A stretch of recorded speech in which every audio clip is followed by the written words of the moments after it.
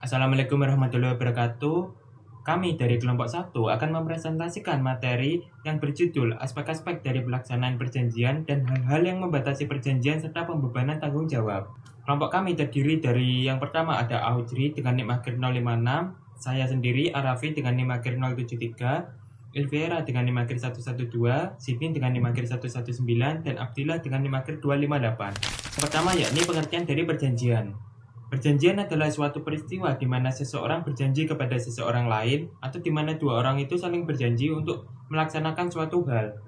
Dalam dunia bisnis, kontrak atau perjanjian merupakan hal yang sangat penting karena perjanjian menjadi sarana utama bagi para pelaku usaha untuk menjalankan transaksi mereka. Perjanjian bersifat elastis dan fleksibel sehingga membuatnya lebih disukai dalam aktivitas ekonomi karena bisa menyesuaikan dengan perkembangan bisnis yang sangat cepat. Berbeda dengan regulasi pemerintah yang proses perubahannya memerlukan biaya yang sangat besar dan waktu yang lama. Nah, dasar hukum utama yang mengatur hubungan antar pelaku usaha ada di Kitab Undang-Undang Hukum Perdata, atau yang juga sering disebut sebagai Burgerlijk Wetboek. Selanjutnya yakni pengertian daripada perikatan.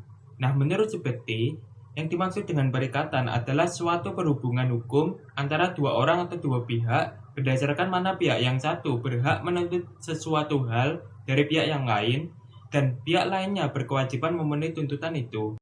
Poin penting di sini yakni hubungan ini terjadi di dalam lingkup harta kekayaan atau sesuatu yang bisa dinilai dengan uang atau sesuatu yang bernilai ekonomis. Karena perikatan sifatnya hubungan hukum, maka perikatan ini diakui dan diberikan perlindungan oleh hukum. Jadi, semisal kalau ada kewajiban yang tidak dipenuhi, maka ada konsekuensi hukum yang akan berlaku. Selanjutnya, hubungan antara perjanjian dan perikatan. Perikatan memiliki pengertian yang abstrak, sedangkan perjanjian menyangkut sesuatu hal yang konkret. Dengan demikian, apabila dilihat dari lingkup berlakunya perikatan dan perjanjian, tampak bahwa konsep perikatan lebih luas daripada konsep perjanjian. Pasal 1233 Kitab Undang-Undang Hukum Perdata menyatakan bahwa tiap-tiap perikatan lahir dari perjanjian dan undang-undang. Gampangnya, setiap perjanjian menghasilkan perikatan, namun tidak semua perikatan datang dari perjanjian, karena perikatan bisa datang dari undang-undang. Baik, selanjutnya saya akan menjelaskan mengenai asas-asas hukum kontrak. Jadi, untuk menjaga dan melindungi kepentingan bisnis masing-masing individu dari kepentingan individu lainnya, kontrak menjadi sangat penting. Jadi, melalui kontrak, para pihak yang terlibat memiliki pedoman yang jelas dalam memenuhi hak dan menjalankan kewajiban mereka. Namun, kontrak itu tidak selalu dapat dijadikan sebagai acuan, terutama jika isinya itu tidak spesifik, terus bahasanya tidak jelas, atau muncul keadaan di luar cakupan kontrak. Hal ini dapat menyebabkan kontrak itu menjadi tidak efektif sebagai alat hukum bagi para pihak yang terlibat. Oleh karena itu, diperlukan sumber hukum lain yang netral dan valid sebagai sarana penyelesaian sengketa. Dalam situasi semacam ini, asas-asas hukum menjadi penting. Asas-asas hukum bukanlah peraturan hukum itu sendiri, tetapi pemahaman hukum tidak akan menangkap atau lengkap tanpa mengetahui asas-asas yang mendasarinya. Berikut adalah asas-asas hukum kontrak. Berikut merupakan 6 asas-asas hukum kontrak. Yang pertama, ada asas kebebasan berkontrak. Kedua, asas konsensus. Ketiga, ada asas pancasila servanda. Keempat, asas iktikat baik. Kelima, asas buku ketiga KUH Perdata sebagai hukum pelengkap. Dan yang keenam, ada asas kepribadian. Selanjutnya, saya akan menjelaskan mengenai syarat sah perjanjian. Jadi, syarat sah perjanjian itu ada supaya suatu perjanjian itu dapat dianggap sah dan mengikat para pihak. Perjanjian tersebut harus memenuhi persyaratan yang sudah ditetapkan dalam pasal 1320 KUH Perdata, yaitu antara lain yang pertama, kesepakatan mereka untuk mengikatkan dirinya. Kedua, kecakapan untuk membuat suatu perikatan. Ketiga, hal tertentu. Dan keempat adalah sebab yang halal. Baik, di sini saya akan menjelaskan case pertama dari materi di TM2 ini. Yang pertama itu case tentang wan prestasi distribusi PT Mainsindo versus PT Parit Padang. Nah, dari kasus ini itu bahas tentang apa sih? Kasus ini itu membahas tentang sengketa wan prestasi antara PT Parit Padang Global sebagai distributor dan PT Mainsindo Indonesia sebagai produsen yang terikat dalam perjanjian distribusi. Setelah perjanjiannya berakhir dan tidak diperpanjang, masih terdapat sisa stok nih produk yang bernilai miliaran rupiah di gudang si distributor. Perjanjian mengatur bahwa jika kerjasama berakhir, sisa produk dapat dipindahkan ke distributor baru atau dibeli kembali oleh pihak produsen. Namun, produsen menolak untuk membeli kembali dan tidak menunjuk distributor baru, sehingga menimbulkan kerugian bagi distributor. Sengketa ini kemudian diajukan ke pengadilan dan berfokus pada perbedaan penafsiran klausul kontrak terkait kewajiban pembelian kembali sisa stok setelah berakhirnya kerjasama. Dari kasus ini kita dapat mengidentifikasi masalah. Nah, di kasus ini kita dapat mengidentifikasi masalah sebanyak 5. Masalah yang pertama itu terjadi perbedaan penafsiran terhadap pasal 16 ayat 1 butir 3 perjanjian distribusi mengenai mekanisme penyelesaian sisa stok setelah kontrak berakhir. Disebutkan bahwa pihak kedua penggugat diberikan hak untuk memindahkan seluruh produk kepada distributor baru yang ditunjuk oleh pihak pertama tergugat, atau pihak pertama tergugat wajib membeli kembali seluruh produk yang tersisa pada pihak kedua atau penggugat dengan harga beli pihak kedua penggugat dari pihak pertama tergugat sebagaimana yang tercantum dalam PO. Yang kedua, masalah yang kedua, tidak adanya kesepakatan mengenai apakah klausul atau dalam pasal 16 ayat 1 butir 3 bersifat alternatif atau menimbulkan kewajiban buyback jika distributor baru tidak segera ditunjuk.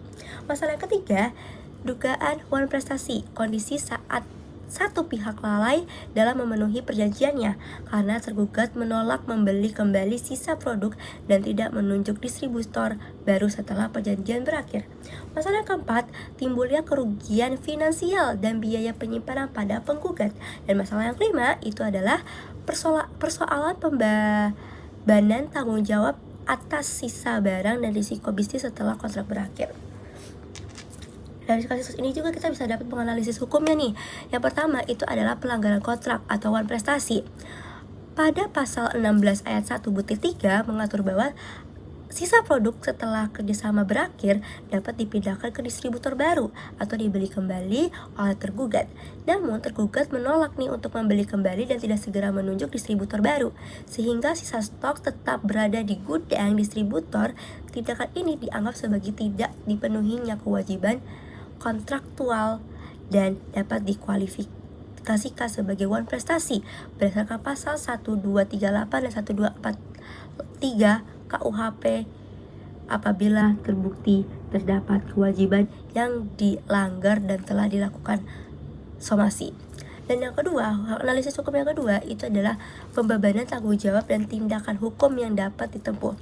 Dalam hukum perdata Indonesia, pihak yang melakukan wan prestasi wajib nih mengganti kerugian sesuai pasal 1243 KUH Perdata yang meliputi biaya kerugian dan bunga. Dalam kasus ini, PT Parit Padang Global menuntut nilai sisa stok, biaya penyimpanan, dan bunga keterlambatan.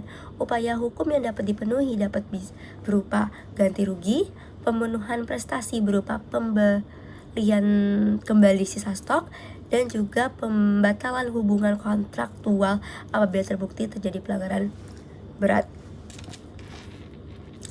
Dari kasus-kasus tersebut, kami memberikan saran nih untuk langkah penanganan dari kasus ini. Jadi apabila pengadilan menilai bahwa klausal pasal 16 memang menimbulkan kewajiban pembelian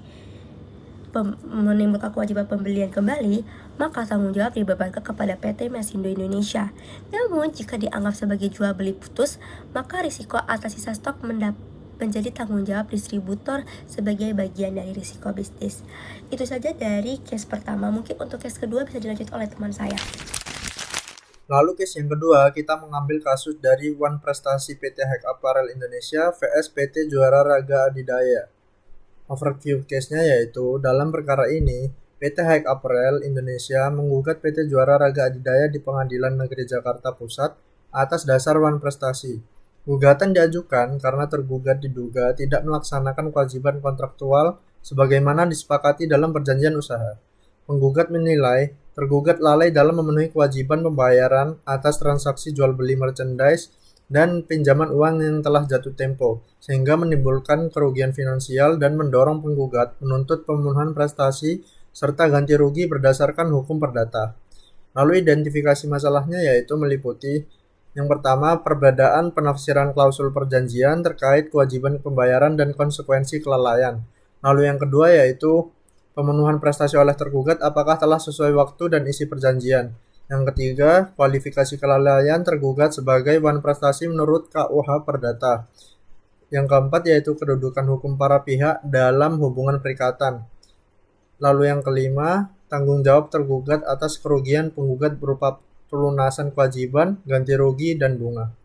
Analisis hukumnya yaitu majelis hakim menyatakan tergugat terbukti melakukan wan prestasi karena tidak melunasi kewajiban pembayaran atas purchase order merchandise WCU17 dan pinjaman uang yang telah jatuh tempo. Berdasarkan pasal 1243 KUH Perdata, wajiban ganti rugi timbul karena tetap lalai setelah dinyatakan ingkar janji. Dalam persidangan, tergugat mengakui masih adanya sisa kewajiban pembayaran kepada penggugat. Majelis hakim menghukum tergugat untuk membayar sisa kewajiban sebesar Rp1.592.508.806. Tuntutan keuntungan 12% per bulan ditolak karena tidak ada kesepakatan tertulis dan dianggap tidak wajar menurut pasal 1765 dan 1767 KUH Perdata.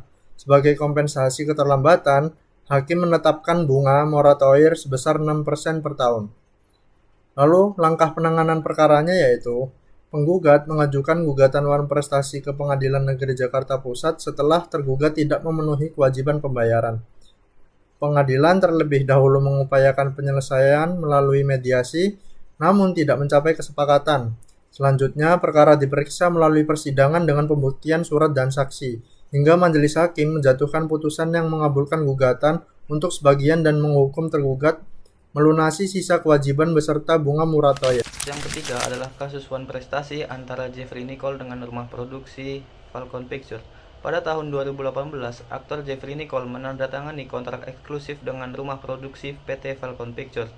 Dalam perjanjian tersebut, Jeffrey berkomitmen untuk membintangi 4 film yang diproduksi oleh Falcon Pictures. Sebagai imbalannya, Jeffrey telah menerima uang muka sebesar Rp280 juta. Namun, di tengah masa kontrak yang masih berjalan, Jeffrey justru terlibat dalam proyek film produksi pihak ketiga tanpa izin tertulis dari Falcon Pictures. Merasa dirugikan secara material dan waktu, Falcon Pictures melayangkan gugatan perdata melalui Pengadilan Negeri Jakarta Selatan pada tahun 2020. Terdapat 2 poin utama pada kasus ini, yaitu yang pertama pelanggaran kontrak eksklusivitas dan yang kedua adalah kelalaian kewajiban. Selanjutnya ada analisa hukum pada kasus wan prestasi Jeffrey Nicole dengan Falcon Pictures. Yang pertama, pelanggaran kontrak. Pelanggaran terjadi ketika tergugat tidak melaksanakan prestasi sesuai dengan yang diperjanjikan dalam kontrak eksklusif. Berdasarkan pasal 1338 KUHP, setiap perjanjian yang dibuat secara sah berlaku sebagai undang-undang bagi mereka yang membuatnya. Dengan menerima proyek dari pihak ketiga tanpa persetujuan menggugat, tergugat telah mengabaikan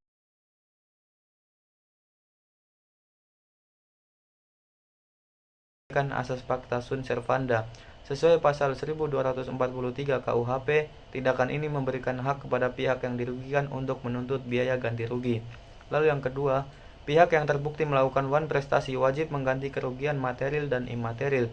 Dalam kasus ini, majelis hakim menghukum Jeffrey Nicole untuk membayar ganti rugi sebesar 4,2 miliar rupiah. Pengadilan menyatakan sahnya kontrak kerjasama dan mengakui kerugian Falcon atas hilangnya waktu produksi dan keterlibatan aktor di pihak kompetitor. Kemudian langkah penanganan pada kasus ini. Yang pertama, Falcon Pictures mengajukan gugatan ke Pengadilan Negeri Jakarta Selatan setelah upaya mediasi di luar persidangan tidak membuahkan hasil.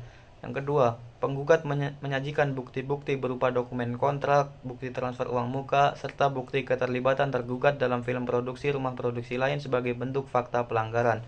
Yang ketiga, pihak Jeffrey Nicole melakukan upaya banding untuk meninjau kembali besaran denda dan fakta mengenai kepastian jadwal syuting yang diklaim tidak pernah diberikan secara jelas oleh penggugat. Yang keempat, hakim menolak banding yang diajukan. Jeffrey Nicole dan pihak manajemennya diwajibkan membayar uang ganti rugi sebesar 4,2 miliar rupiah langsung kepada Falcon Pictures.